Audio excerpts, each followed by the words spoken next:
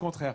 Guillaume, Eh vas-y. ben moi, je vous à toi de emmène jouer. pas très loin d'ici, toujours au Havre, dans la cité Haddock qui a été inaugurée en 2010. Alors, ça n'est pas un hommage au capitaine Haddock, le héros d'Hergé, quoique il s'agit de conteneurs maritimes, ceux qui sont sur les cargos, et qui ont été transformés en habitations pour les étudiants. Il y en a une centaine, ça fait des studios de 25 mètres carrés, dont certains avec terrasse, et vous allez voir, les étudiants havrais en raffolent.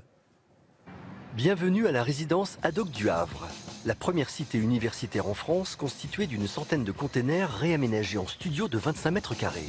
Bienvenue dans mon conteneur. Alexandre est l'heureux locataire de ce logement atypique et il semble apprécier ce cadre insolite. C'est assez original comme endroit.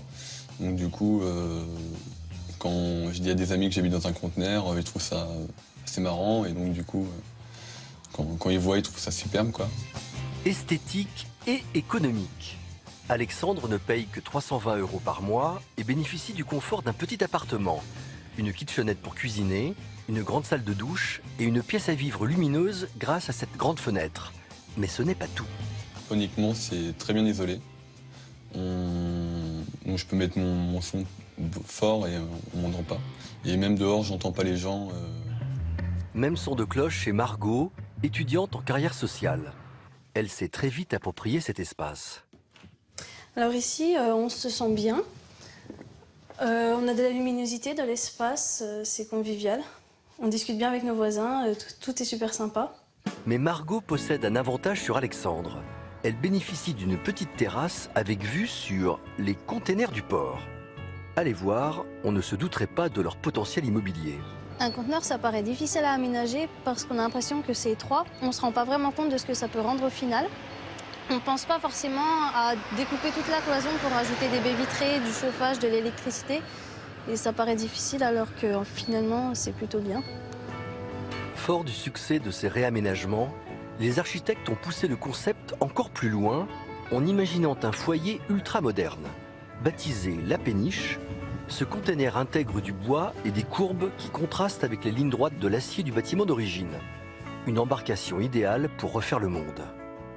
Alors, ce qui me plaît dans cet endroit, ce qui nous plaît à tous, c'est qu'on peut se retrouver donc, après les cours ou bien le week-end pour prévoir des soirées, pour prévoir une sortie spéciale. On peut discuter, on peut rigoler, voilà, c'est très sympa. L'ambiance chaleureuse et décontractée est à l'image de l'architecture de cet ensemble qui fait l'interface entre la ville et le port.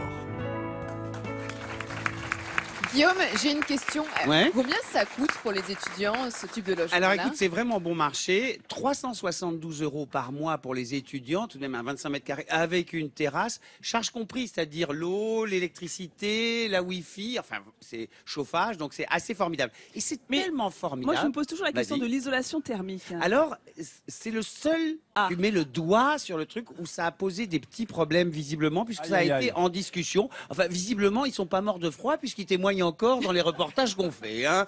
Alors, en tout cas, ça a tellement marché qu'au Havre, 3 ans plus tard, ils ont eu l'idée d'inaugurer une salle de spectacle, elle aussi à base de conteneurs. Et ça s'appelle le Tetris. Pourquoi ? Regardez ça. Parce que ce sont des cubes de couleurs qui s'empilent. Voilà, comme le fameux jeu vidéo. Alors, il y a une salle de spectacle qui fait 815 places pour les spectateurs. Il y a une salle d'exposition aussi. Et puis, eh bien, il y a 4 résidences d'artistes. Et vous devinerez jamais où ils sont logés, les artistes ? Dans des les conteneurs. containers. Ah, mais je vois qu'ils suivent les sujets, ça fait plaisir. Bon alors, allez, le Havre, on le délaisse un moment. Moi, pour Alexis, je voudrais l'emmener à 20 km de là où il a sa maison en Normandie, dans une ville qu'il aime beaucoup. Et cette ville, eh bien évidemment, c'est Dieppe. Qu'est-ce qui vous plaît tant que ça dans Dieppe ? On va voir quelques images. Qu'est-ce qui me plaît? Bon, avant tout, plus que les pierres vivantes, enfin plus que les pierres sont les pierres vivantes, donc les êtres qui s'y trouvent, des gens encore authentiques. C'est un port. Hein. C'est un port. C'est 4 ports, Dieppe. C'est encore mieux qu'un port. Là, on voit le château magnifique hein, qui a été une prison un moment. En Qui effet. maintenant est un musée, c'est mieux. Alors, il y a le festival international du cerf-volant qui se tient là tous les 2 ans. Mais Alexis, il y a un festival qui va se tenir prochainement en juin là-bas et dont vous êtes le parrain. C'est quoi ce festival? En fait, le président d'honneur, c'est Francis Huster et je suis le parrain de ce festival. Et c'est un premier festival, ça s'appelle Les Enfants de Molière. Et Mélanie Blondel en est la présidente et c'est une vraie dynamique de jeunes habitants sur place. Donc, premier festival en juin. 3 jours donc, avec combien de pièces? Alors, une programmation éclectique et 6 pièces programmées. Voilà. 9, 10, 11 juin. Et je crois que... Alors, vous jouez dans une de ces pièces, mais il y en a une que vous mettez en scène. C'est quoi cette pièce? Alors, on peut faire un véritable clin d'œil. Là, j'ai vu qu'il y avait un début d'imitation tout à l'heure pour Bourvil. Mais en effet, Bourvil aurait 100 ans cette année. Donc, c'est La Bonne Planque. C'est les 50 ans aussi au cycle au théâtre ce soir. Et donc, La Bonne Planque a un boulevard revisité, très dynamique, avec une équipe formidable. Joli. Wouhou. Tu plais à mon père, Tu plais à ma mère. Salade de fruits, joli, joli, joli. Moi, j'ai un danseur à côté de moi. On sent cette tendance.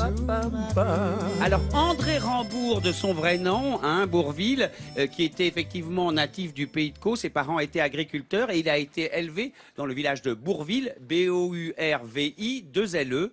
Effectivement, c'est les 100 ans de sa naissance cette année. Tout à fait. Ça va être formidable cette pièce. Tu peux remettre ta petite oreillette. Oui, c'est bien, on prend soin de moi. Je t'avais dit qu'on avait besoin d'un metteur en scène. Voilà. Ah oui, voilà. Non, mais elle tient Merci. pas très bien. Oui, Pardon. très bien. Voilà. Je suis neuf. Voilà. Quelques images encore en complément, tu voudrais? Non, merci. Bon, mais très bien. Bon, c'est ça. Tout à l'heure alors. Bon,